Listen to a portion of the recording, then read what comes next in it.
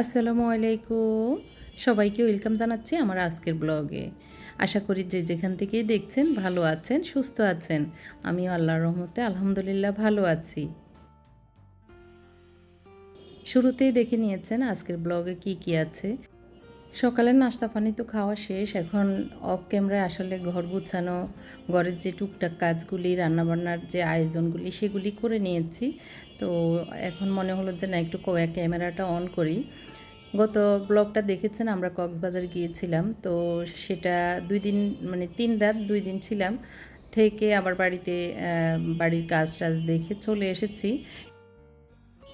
এসে তো আসলে সাংসারিক কাজকর্মগুলো করতে হয়। তো আমরা যখন ছিলাম না তখন আমার বোনের মেয়ে ছিল আমাদের বাসায়। ওর হাসব্যান্ড এবং ওর ছেলে-মেয়ে ২ জন সহ ওরা ৪ জনই ছিল আমাদের বাসায়। মুত্তাকি মুনতাসির তো আমাদের সাথে কক্সবাজার গিয়েছিল। তো এই তো আজকে একটু রান্নাবান্না সহ ঘর গোছানো একটু হালকা পাতলা দেখাচ্ছি। আশা করি আপনাদের ভালো লাগবে শেষ পর্যন্ত দেখলে। নাস্তা খাওয়ার পরে টেবিলটা একটু অগোছালো ছিল, ওইটাকে গুছিয়ে পরিষ্কার করে এখন আমার রুমে এসেছি। আমার বেডটা একটু ঝাড়া-টাড়া দিব। ওঠার সময় কাঁথা-টাথা ভাঁজ করে উঠি, তারপরে ঝাড়া তো দিতে হয়। আসলে এখন তো একটু ঠান্ডার ভাব এসে গেছে অলরেডি। তো ভোর রাতে একটু ঠান্ডাই লাগে, তো কাঁথা পায়ের উপরে দিতে হয়। সাইড টেবিলে এতদিন যে সেটআপটা ছিল এটা একটু চেঞ্জ করে দিচ্ছি। ফুলদানিগুলি চেঞ্জ করে দিচ্ছি আরকি। তো এখন মনে হলো এইটা দিই, ভালো লাগবে এটা। তো এইটা টবটা একটু ছোট হওয়ার কারণে ফুলগুলি বেশি উঁচা হলে দেখতে ভালো লাগবে না। এজন্য একটু মুড়িয়ে নিয়ে তারপর ঢুকিয়ে দিয়েছি। দুপুরে রান্নার জন্য একটা মুরগি ভিজিয়েছিলাম ২-২.৫ কেজির মতো আরকি। তো ওইটা কুটে ধুয়ে দিয়ে গেছে আমার রেহানায়। এখন গিয়ে আরেকটু ধুবো। নিজের হাতে ধুয়ে তারপর রান্না করি, না হয় ভালো লাগে না। যতই ওরা ভালো করে ধুয়ে দেক, তারপরে নিজে একটু ধুয়ে-টুয়ে ওইটা বসাবো। তো আজকে ভাবতেছি একটু চিকেন বিরিয়ানি রান্না করব। তো ওই জন্য একটু মুরগির গোশতগুলিকে ছোট, ছোট করে পিস করে কুটতে বলেছিলাম। তো ওইভাবে কেটে রেখেছে। তো তারপর যাই চুলার কাছে গেলে কীভাবে কী রান্না করব মাথায় আসবে এটা আর কি। তো এই বেডশিটটা আমি নিজের হাতেই করেছিলাম। তো এখন ইউজ করে ফেলতেছি আসলে।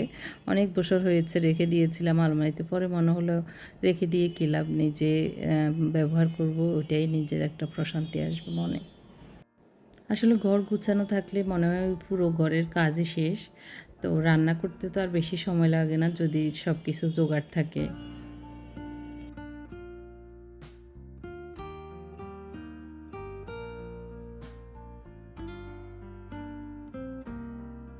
তো ড্রয়িং রুমটা আসলে সকালেই ঝাড়া-টাড়া দিয়ে নিয়েছি।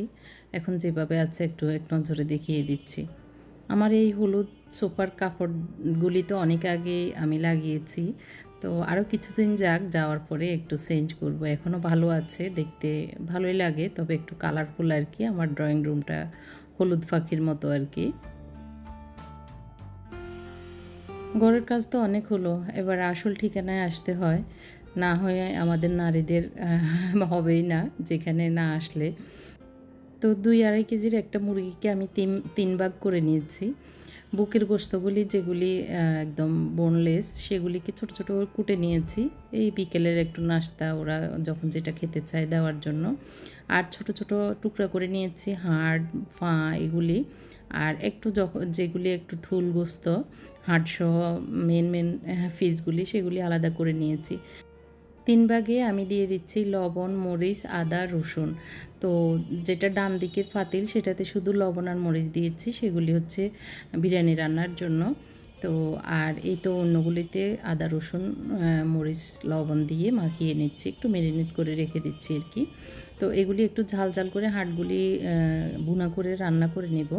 আর ওগুলি দিয়ে একটু বিরিয়ানি রান্না করব। তো এখন আমি পাতিল নিয়ে নিচ্ছি, একটু পেঁয়াজ ভাজবো আর ওই যে যেগুলি ছোট, ছোট করে হাড় কেটে নিয়েছি সেগুলি আলাদা রান্না করব সেজন্য।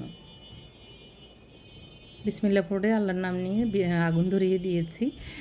আল্লাহ যদি সহজেই সব কিছু করে দেন, সহজে হয়ে যায় তাহলে আমি মুক্তি রান্নাঘর থেকে। কিছু তেল ছিল ফ্রাই প্যানে, তো সেগুলি দিয়ে দিয়েছি। আর প্রথমে আমি তেলে একটু মুরগির গোশত ভেজে নিচ্ছি, তবে তার আগে আমি পেঁয়াজগুলি ভেজে নিলে ভালো হতো, সেটাই প্ল্যান ছিল, কিন্তু ওই যে মনের ভুলে দিয়ে দিয়েছি মুরগির গোশত। তো আগে পেঁয়াজটা ভেজে নিলে সুবিধা হতো, ওই তেলে পেঁয়াজ উঠিয়ে বেরেস্তাটা উঠিয়ে তারপরে এই গোশতগুলি ভেজে নিলে হতো আর কি। তো যাই হোক, কী আর করা, এখন ভেজে মুরগির গোশতগুলিকে উঠিয়ে তারপরে পেঁয়াজ দিয়ে দিব আর কি।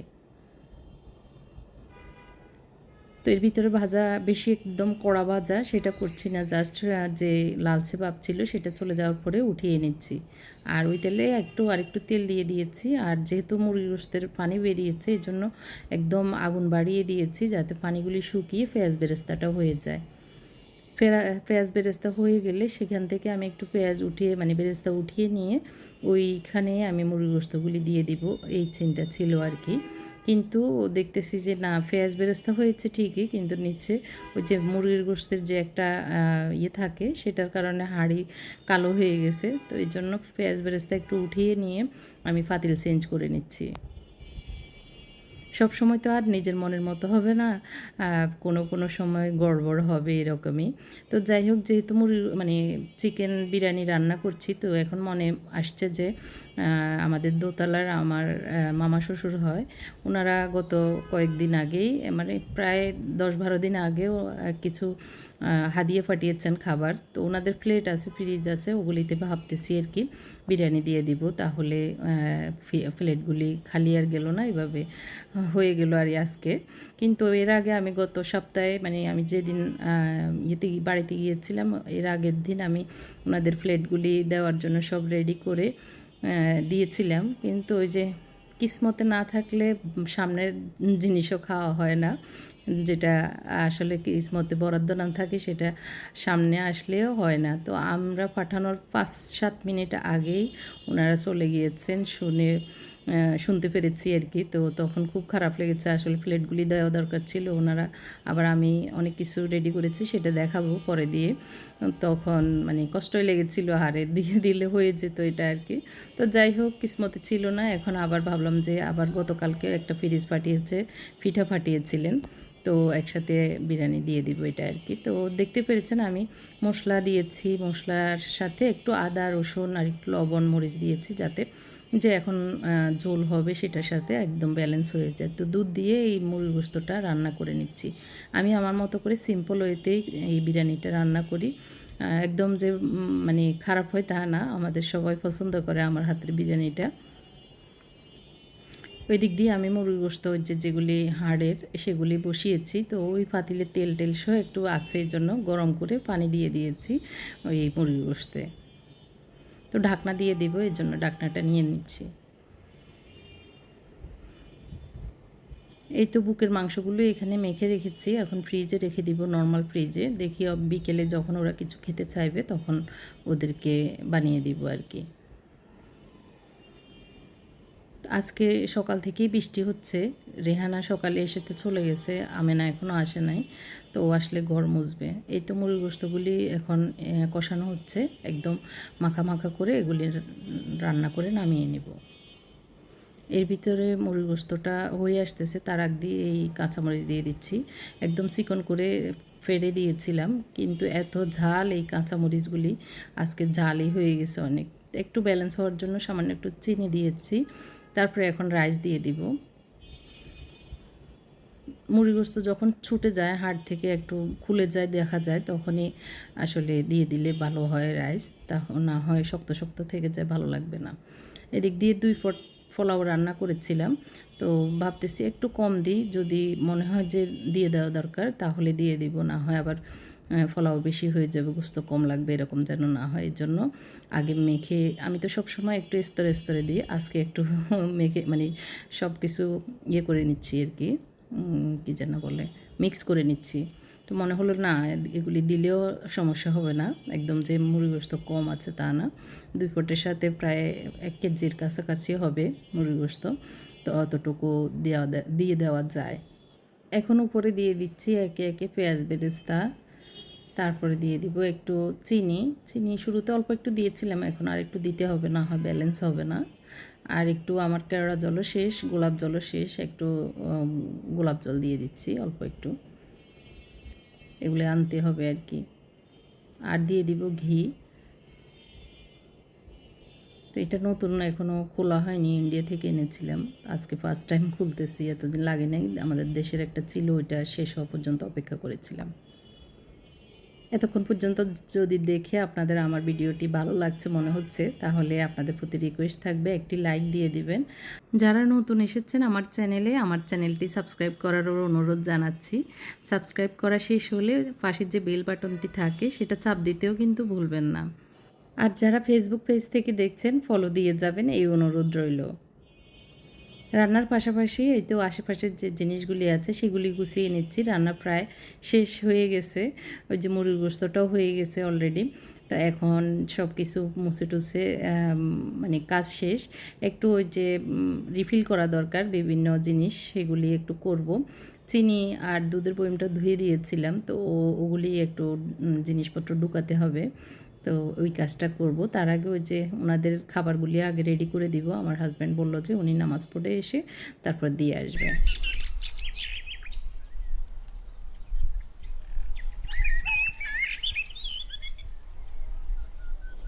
তো এর ভিতরে অনেকক্ষণ দমে দিয়ে রেখেছিলাম, এই যে দেখতে পাচ্ছেন একদম সুন্দরভাবে ঝরঝরে গরম হয়ে গেছে। তো এখন বেডে রাখবো আর কি, উনি একটু পরেই চলে আসবেন। হ্যাঁ, আমি বেডে রেখে দিচ্ছি। আর এর ভিতরে সালাদ করে নিয়েছিলাম, শশা ছিল না, উনি আসার সময় নিয়ে আসতে বললাম। তো আনলে তো দিব, না আনলে আর কি করা, যেগুলি আমার হাতে ছিল সেগুলি কুটে রেডি করে নিয়েছি।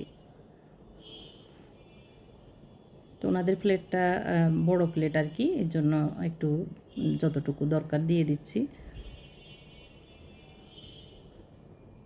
তো ওই যে রানগুলি আমার ছোট পাখিটার জন্য, রান ও খুব পছন্দ করে, আমরা ঘরের কেউ খাই না, ওর জন্য রেখে দিয়েছি। মাঝে মধ্যে মুত্তাকিকে দিলে ও আবার উঠিয়ে রেখে বলে যে মুত্তাকি খাবে, মুনতাসির খাবে না ও। এর জন্য আমি মনে মনে হাসি যে ভাইয়ের প্রতি ভাইয়ের কত দরদ, নিজে না খেয়ে রেখে দিবে। তো আমার এক এক সময় দরদ লাগে যে আরে আমার মুত্তাকি তো খাচ্ছে না, ওর নিশ্চয় খেতে ইচ্ছে করে। তো না, ও নিজেই উঠিয়ে রেখে দেয়। তো যাই হোক, এই তো রেডি করে নিয়েছি, এর ভিতরে ডিম সিদ্ধ করে নিয়েছিলাম। আর এই যে গত সপ্তাহে আমি ওনাদের জন্য এই তালের পিঠা বানিয়েছি, তারপরে ওই যে কাবলি বুট যেটা সাদা সেটা ভাজি করেছি, তারপরে সমোসা ভাজি করেছি, মানে যা যা ওই দিন দরকার ছিল হাতে ছিল। এই যে বেড়ে এভাবে সুন্দর করে সাজিয়েও নিয়েছিলাম, কিন্তু মোত্তাকি গিয়ে ঘুরে এসেছে, ওনারা একটু আগেই চলে গেছেন, দারোয়ান থেকে খবর পেলাম আর কি। তো যাই হোক, কিসমতে না থাকলে যেটা হয়, সামনের জিনিসও আর খাওয়া হয় না, এটা আর কি। তো পাঠালাম, কষ্ট করে আমি বানালাম, কিন্তু ওনাদের কিসমতে ছিল না। এই তো জিনিসগুলি একটু বাজারে এনেছিল গত 2-3 দিন আগেই, গুছাবো গুছাবো করে আর গুছানো হচ্ছে না, আজকে একটু গুছিয়ে নিই। মুনতাসির আসলে এই নুডলসটা ছাড়া খায় না, আমরা তো ঘরের কেউই খাই না। আমার মুত্তাকি কখনোই নুডলস খায় না, কিন্তু ও এটাই খাবে, যার কারণে এই ম্যাগি নুডলসটা আনতে হয়, যদিও এটা এই ম্যাগিটা না খাওয়াই উচিত। তো কী আর করব, যাই হোক। দারচিনি পাউডার অনেক আছে, তারপরেও আস্ত মাঝে মধ্যে দিতে হয়, তো এই জন্য একটু অল্প দারচিনি আনিয়েছিলাম। তো এগুলি একটু গুছিয়ে রাখা আসলে দরকার ছিল। এখানে আমার ডান হাতের পাশে এই ডয়েরটাতেই থাকে এগুলি আস্ত মশলাগুলি, তো ওখানে রেখে দিয়েছি। আর এখানে লবণ অল্প একটু প্যাকেটে আছে, ভাবলাম যে এটাতে ঢুকিয়ে নিই।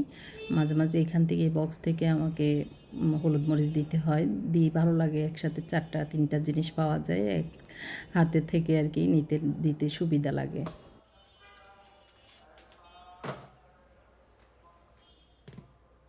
আর ওই যে চা পাতা আগেরও ছিল, এবারে আবারও 1 প্যাকেট আনিয়েছি, কারণ মাস শেষে দেখা যাবে শেষ হয়ে যায়, তো এই জন্য আগেরগুলির সাথে এগুলি রেখে দিই, না হয় ভুলে যাব আবার, চা পাতা নাই বললে আবার নিয়ে আসবে, এর জন্য এক জায়গায় রেখে দিলে মনে থাকবে। তো এটাও একটা কাজ শেষ হলো, এই আর কি, একটু একটু করে এই কাজগুলি আসলে করব করা হচ্ছিল না গত 2 দিন ধরে। আর এই তো চিনি আর দুধের পটটা ধুয়ে দিয়েছিলাম, একটু ছোট ছোট পিঁপড়াগুলি কীভাবে যে ঢুকে যায়, তো এই জন্য ভাবলাম যে না, মনে হয় কোনো ফাঁক পায়, এই জন্য যে চিনিটা রেখে দিয়েছি বাটিতে, ওগুলি ঢুকাবো। আর চিনি এনেছিল, চিনিটা ঢুকিয়ে নিচ্ছি। তো ব্রাউন চিনি একটু মানে ভিজা টাইপের দলা দলা থাকে, এই জন্য ঢুকাতে অসুবিধা হচ্ছিল।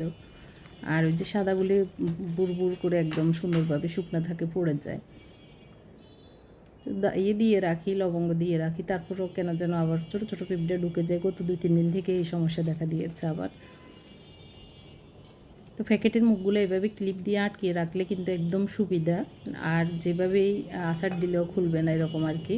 তো ওইটা একটা সুবিধা, আবার পিঁপড়া তো ঢুকেই না, এয়ারটাইট থাকে আর কি। আর এই তো দুধ, এই প্যাকেটে একটু কম আছে, ভাবলাম এগুলি শেষ হোক, আরেক প্যাকেট আনিয়েছি আর কি, তো ওইটা পরে ঢুকাবো। এখন এইটাতে আমি কাপগুলি রেখেছিলাম, গত 2 দিন ধরে এটাতেই খাচ্ছিলাম কাপগুলিতে। তো এখন একটু আবার গুছিয়ে নিচ্ছি। আসলে সংসার এমন, যেভাবে মন চায় সেভাবেই গুছানো হয়, যেভাবে যখন ইচ্ছে করে সেটাই করা হয় এই আর কি। তো এখন নুডলসগুলো এই জায়গায় থাকে, এখানে রেখে দিচ্ছি। আর এটা এইখানে রাখলে সুবিধা, মুনতাসির দেখে ও নিজে নিজেই করে খায়, মাঝে মধ্যে আমি করে দিই, আর না হয় ওই নিজেই খায়। তো এর ভিতরে আমাদের খাওয়া দাওয়া হয়ে গেছে, আমার হাজব্যান্ডকে দিয়ে দিয়েছিলাম, উনি আর সকালে নাস্তা করেনি, একবারে দুপুরের খাবার খেয়েছে। খেয়ে এখন একটু বিকেলে চা খাওয়ার টাইম হয়েছে। আজকে ভিডিও শেষে একটু চা খাওয়া দিয়েই আজকের ব্লগটি শেষ করছি। আশা করি এতক্ষণ পর্যন্ত দেখে আপনাদের ভিডিওটি ভালো লেগেছে। ভালো লাগলে একটি কমেন্ট করে যাবেন, লাইকটি দিয়ে যাবেন, এই অনুরোধ জানাচ্ছি। আল্লাহ হাফেজ, আসসালামু আলাইকুম। কথা যদি চায়ের কাপেতে জমে নীরবতা, তবে বুঝে নিও চাঁদের আলো কত নিরূপায়। যদি বারে বারে একই সুরে প্রেম তোমায় কাঁদায়, তবে প্রেমিকা কোথায় আর প্রেমী বা কোথায়? যদি দিশেহারা ইশারাতে প্রেমী ডেকে যায়, তবে ইশারা কোথায়?